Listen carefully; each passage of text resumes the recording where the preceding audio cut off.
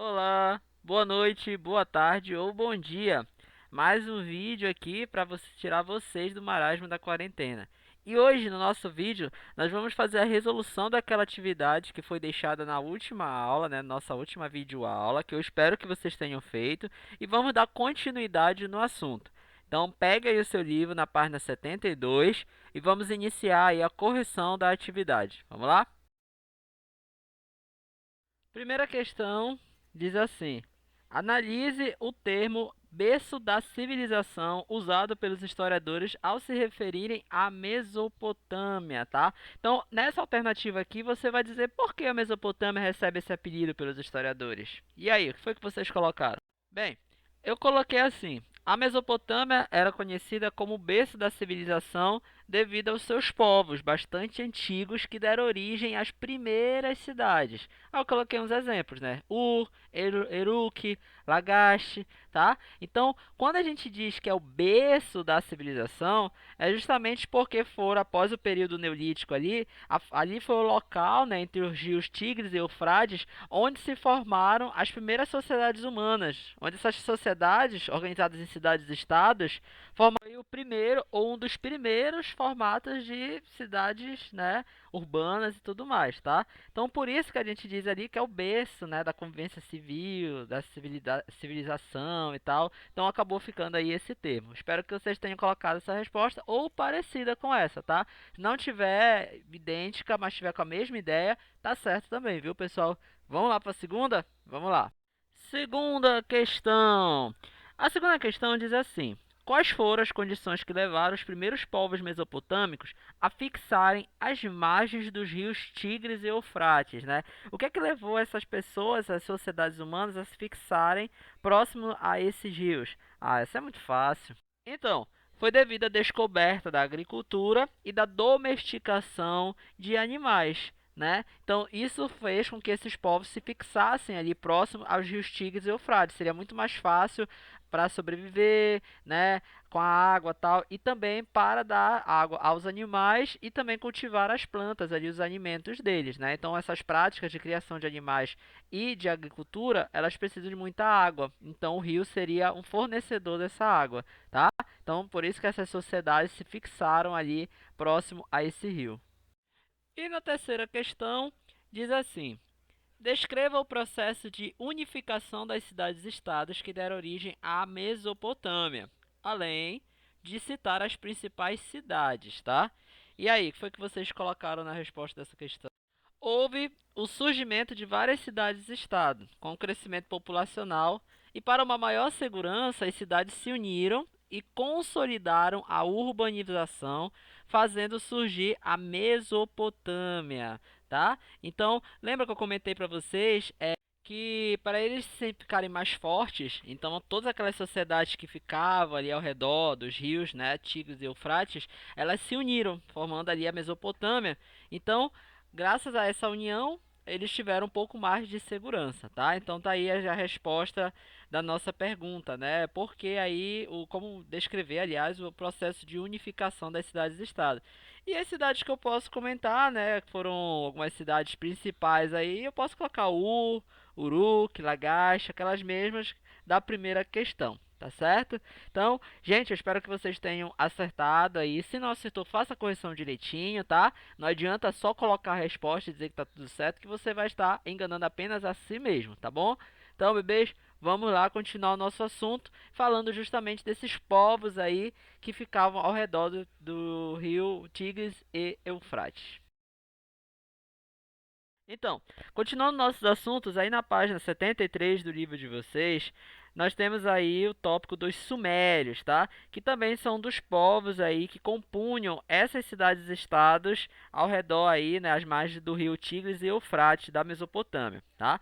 Então, os sumérios, por volta de 3.500 anos antes de Cristo, saíram das montanhas da Ásia Central à procura de terras férteis e chegaram ao sul da Mesopotâmia.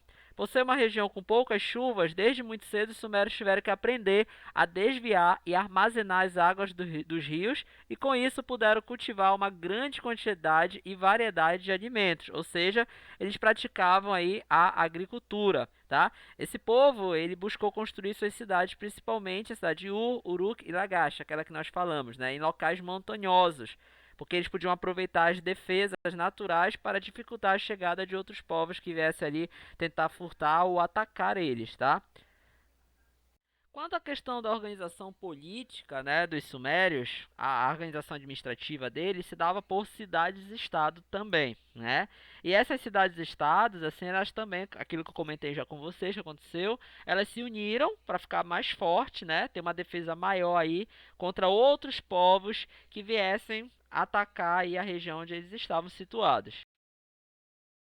Bem, agora eu gostaria que vocês pegassem aí o último parágrafo, tá? Dessa página, da página 73, o último parágrafo. Olhem aí.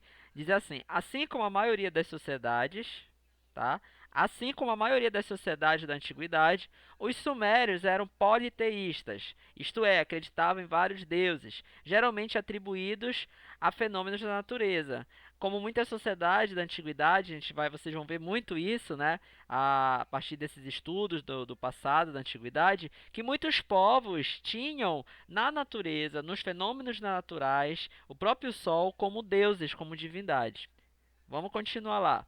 Os sumérios entendiam que os deuses eram representações das imperfeições humanas, com seu lado bom e ruim, e deveriam ser cultuados para que resolvessem os problemas da terra, os problemas terrenos. Cada cidade-estado da Suméria possuía seu próprio deus, tá? Então, esse parágrafo aí é bem interessante, que vai falar sobre a cultura, a religião deles, e gostaria que vocês grifassem, destacassem aí, assim como também vocês podem destacar outras partes que vocês acharem interessantes, tá bom?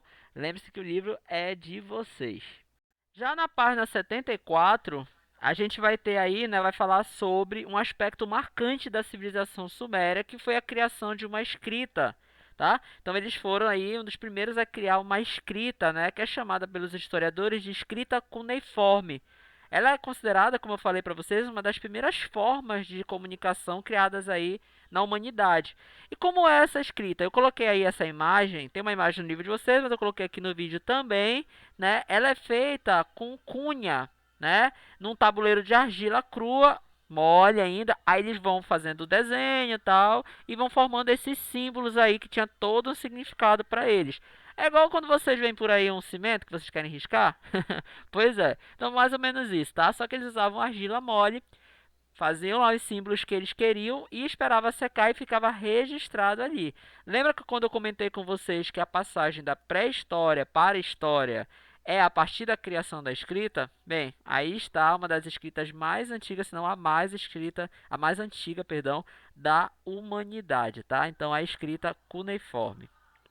Já aí na página 73, nós temos o assunto aí que são os acádios, tá? Os acádios eram tribos nômades que vieram do deserto da Síria.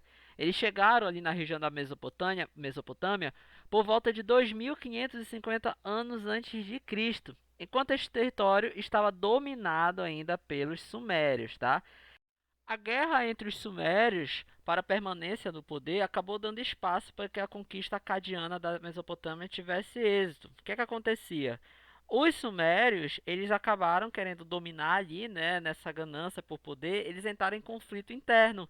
Isso aí vai baixar as defesas dele. Lembra que eu falei para vocês que eles tinham que se proteger de outros povos que viessem ali a invadir, a atacar eles? Então, justamente esses conflitos internos vai fazer com que a defesa deles baixe, né? E aí os povos acádios aparecem e aí acabam conquistando, né, esse território.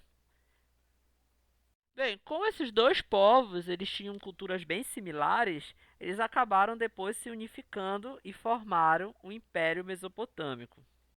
Aí na página 73, pessoal, gostaria que vocês pegassem o segundo parágrafo aí dos acadianos, né? Os acádios, segundo parágrafo. Vamos fazer a leitura desse parágrafo juntos aí. Os acadianos eram povos nômades vindos da região da Síria em busca de locais em que tivesse condições adequadas de vida. Seu objetivo era conseguir terras férteis com acesso à água. Sendo assim, invadiram pelo norte da Mesopotâmia em direção à parte sul, onde conquistaram as cidades-estados sumerianas por volta de 2400 a.C., tá? Então você pode grifar essa parte aí que nós fizemos a leitura que eu acho ela muito importante para fazer, né, esse breve histórico aí dos povos acadianos. Grifem aí, tá certo? Bem, pessoal, os acadianos também sofreram aí com algumas invasões, né? O que era muito comum nos povos da antiguidade, como eu já comentei com vocês. Muitas cidades ruíram, apenas a cidade de Ur resistiu e venceu os Gutis, o que a fortaleceu muito politicamente. Mas, por volta do ano 2000 a.C., o Império Acadiano perdeu a hegemonia das cidades-estado. E aí a gente vai ter o domínio de outra sociedade, né? Aí que a gente vai ver o surgimento do primeiro Império Babilônico. Mas isso é um assunto para o nosso próximo vídeo. Acabou, ficamos por aqui, bebês, tá? Espero que vocês tenham gostado, espero que vocês tenham curtido aí o vídeo, né? Tenham entendido o assunto. Lembrando que eu marquei, né? Pedi para vocês marcarem aí algumas partes do texto, mas você também tem que ler o restante, tá bom? Não adianta ficar só com as partes que eu pedi para vocês grifarem, tá? E não deixem de fazer a atividade de quarentena, que é da página 75 e 76, que nos próximos vídeos a gente vai estar fazendo a resolução. Então façam aí para fixar melhor o conhecimento. E deixe o seu like também, tá bom? Então, até a próxima. Tchau!